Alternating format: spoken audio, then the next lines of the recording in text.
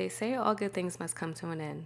But with only 8 episodes and the finale being 46 minutes, this seems like it just ended way too soon. The finale of Paradise Season 1 was the perfect way to end this amazing series while also setting up Season 2. This episode was titled The Man Who Kept the Secrets. The importance of this lies when we see Xavier back at the crime scene, retracing his steps and coming across the CD Cal left for Jeremy. Once playing it, he hears Cal mention that he buried national secrets on it. This reminds Xavier of the number on the cigarette and leads him back to the library to search for that number. The title of this episode is the name of the book that he found that correlated to the number that he discovered on the cigarette, which had transcripts from Sinatra ordering Billy to kill the explorers, coordinates, info on the survivors, and how many there possibly were. The episode opens with the most Dan Fogelman-esque story. It had such a strong This Is Us feel to it, beyond the dialogue, even down to the lighting and the way it was shot. The song As Long As I See the Light played in the beginning, and the light was what Xavier saw at the end before taking off in the plane. We see a construction site 12 years earlier showing the early workings of the new city, spearheaded by Sinatra, of course, and the construction workers are wearing the same jackets that have the flower symbol on it, the same jackets Presley saw on the person who escaped the night of the murder, and also the same symbol on Cal's dad Kane's bookmark. We're introduced to Trent, the project manager, and Adam, one of the construction workers who's from Africa, and we learn a little about why they took the job. Adam says he took on the project so he could send money back home to his mom in Africa. This intrigues Trent, and they start to form a bond, which leads to a deeper love between the two, and I'll explain more of that a little later. Adam shares his food with Trent, and Trent even goes to 4 different grocery stores to find the beer that Adam mentioned to him in an earlier conversation. Little by little, the construction workers start getting sick with no idea they were exposed to the poison iron arsenic sulfide, which was in the cave walls when they were drilling. Trent figures this out and tells the supervisor who was in charge he needs to shut everything down. He dismisses him, and the next day Trent's badge doesn't work and he's denied access to the site. The supervisor goes on to tell him to forget about the men and just leave. We're brought back to Xavier storming out of Sinatra's office after she ordered him to find the killer. He tells Robinson to shut everything down, stand down, and he mentions they missed something. This is when it clicks for Robinson and she tells Xavier to look at Arrival Day. We're back to Sweet Jane and she still has Presley. Sinatra calls her and says Presley knows too much, and Jane quickly interrupts and is like, I got it. Also, I'm doing all this for you. What do I get in return? How about a we? Sinatra is like, wait, you're insane, and please don't hurt Presley, because if you get caught, that connects to me. To which Jane responds, we should just end the conversation right here. Click. And hangs up the phone on her. Later in the episode, Jane texts Sinatra, problem eliminated. We knew Jane was crazy, but this really confirmed it. Poor Gabriella, she's trying to talk to Sinatra and tries to help her, and Sinatra is just like, don't waste any more time on me, okay? I'm a horrible human. I've done horrible things. Goodbye. And she dismisses her. Later that evening, Gabriella is at home getting drunk when she gets a knock at the door. It's Robinson looking for information on all the people who were evaluated on Arrival Day. Also, it's that sudden realization that Gabrielle has here when she says, I've been really telling people for a decade a monster isn't a monster. So Gabrielle takes a look and she sees something odd in the database, and it looks like they cracked the code, because in the next scene, they confront Cheese Fries Girl. The way this unraveled was brilliant. Gabriella compares her to her chart and says, if this was really you, you'd essentially be hospitalized based on all the cheese fries you eat, because the lady in this chart shows she's allergic to that plus way more. Cheese Fries Girl doesn't fight it and says, he made me do it. We'll come back to the he in a minute. We're back to Xavier in the library. He uses the code and finds the book with the information he needs to find his wife. As he's reading, the librarian comes up and knocks him out from behind.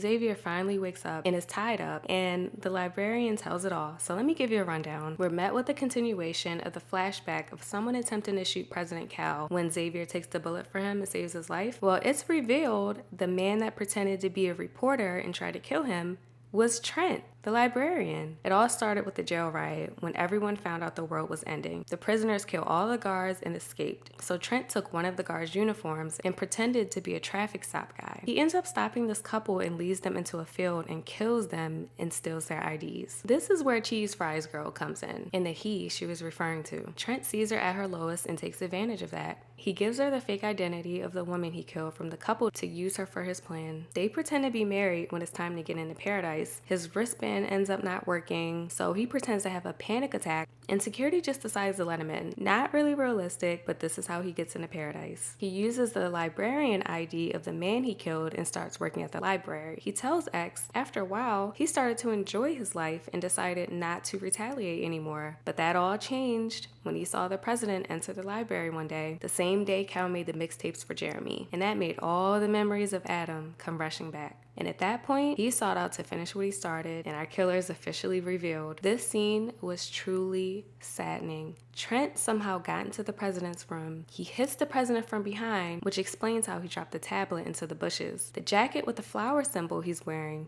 and the drill bit he used as the murder weapon were both showcased in the library and used in the construction of the city. In disarray, he grabs a glass and drinks from it, and this explains why the DNA didn't match, because he wasn't supposed to be there and had a stolen ID. It's as if he was never there. Cal didn't die off the first hit. In his last moments, he uses his blood and writes X on a cigarette pack to give a message to X. This was so heartbreaking and just shows how much Xavier meant to him, and he really was the person he trusted most. So back to my point about Trent and Adam having a deeper love. We also see Trent in jail emotionally trying over and over again to contact Adam. When they finally connect, Adam tells him he's dying, so this does not sit well with Trent. Look at all Trent has done. Them just having a simple friendship would not be a strong enough motive, writing-wise, for Trent to react in such an emotional way and retaliate in the way he did. I think Dan Fogelman intentionally made this a little more subtle, but it was apparent there was a deeper love there. So this is where we are. Trent had an issue with the president, but it really should have been Sinatra. And this just symbolizes the person that's more visible typically gets all the heat. But there's someone higher up,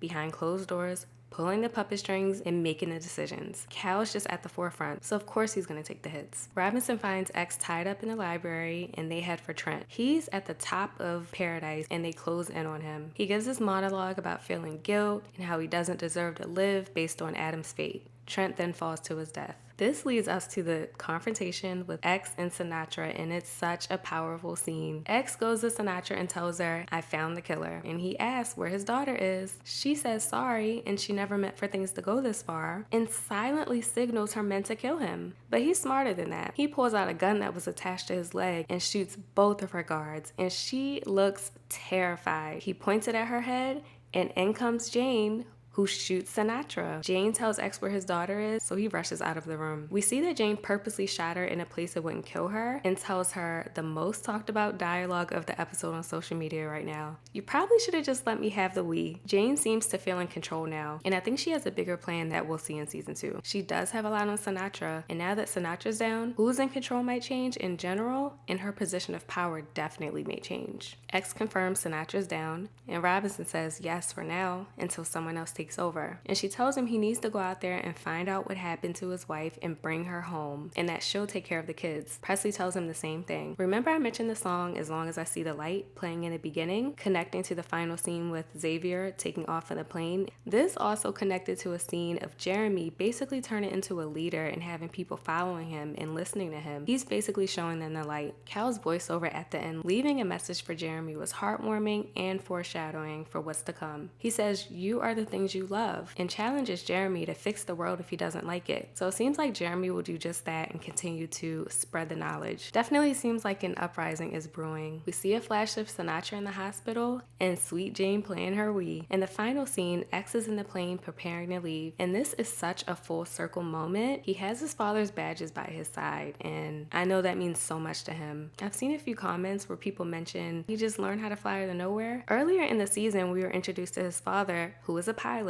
and we learned then that Xavier wanted to be a pilot too and has extensive experience in flying, but he couldn't continue due to his eyesight. So yeah, this man knows how to fly a plane, y'all, and he has the coordinates Cal left him, so he has a pretty good idea on where he's going. I found myself with a few questions at the end. How did the killer easily get in like that? But then I remembered in the new world things were limited, so with Billy and Jane playing Wii, there was really no one else left protecting the home. The execution wasn't realistic, but I could see how he was able to not get caught. Where has Cal's wife been? We haven't seen her since the funeral. Will we see more of her in season 2? No Kane, but I think we'll definitely see more of him in season 2. Maybe continuing to help Jeremy out since he has access to a lot of the info. I have a lot more theories and questions, so let me know if you'd like to see a video on those. I really enjoyed the finale. One of the most shocking things to me was learning that Paradise was literally built on the grave of others. Finding out who the killer was completely surprised me. I never thought it could be the librarian hiding in plain sight the entire time, so I think it was brilliant making him the killer. I think for season 2 the focus will be split between Paradise and the outside world, and I think that contrast will be nice. Special shout out to Sterling K. Brown for his phenomenal acting, Dan Fogelman for writing, and the rest of the cast and crew for amplifying the love that all of us have for this show. Dan Fogelman shared this email that he sent Sterling. It's from 2022 and it's